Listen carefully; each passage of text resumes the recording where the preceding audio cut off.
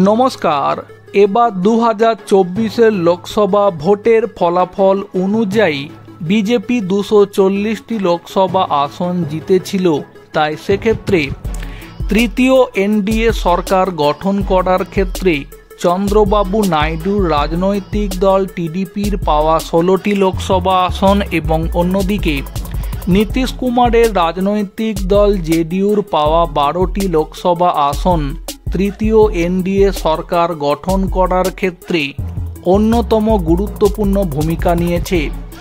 তবে 2025 সালের বিহার বিধানসভা নির্বাচনের আগে নতুন করে যখন এই খবরটি সামনে এসেছে পাল্টি নীতিশ আবার নতুন করে এনডিএ ছেড়ে বেরিয়ে যেতে পারে, তখন রাজনৈতিক মহলের অনেকে আশঙ্কা করছেন তাহলে কি 5 বছর হওয়ার আগেই তৃতীয় এনডিএ সরকার ভেঙে যাবে।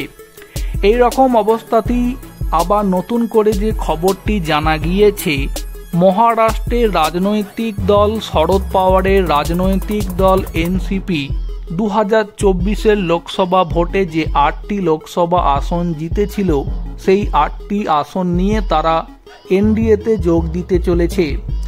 এই রকম অবস্থাতেই নীতিশ কুমার পাল্টা যেমন চাপে পড়েছে, তার পাশাপাশি একই সাথে নীতিশ কুমারের রাজনৈতিক দলের একাধিক বিধায়ক এবং সাংসদও বিহার বিধানসভা নির্বাচনের আগে বিজেপি মানে এনডিএতে যোগ দেওয়ার বার্তা দিয়েছে।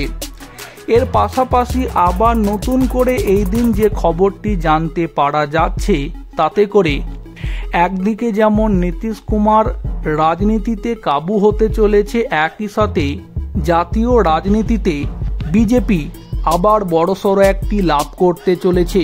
কারণ এবার যে খবরটি সামনে আসছে, দিল্লির রাজনৈতিক মহলে বর্তমানে অপারেশন 272 চর্চা চলছে।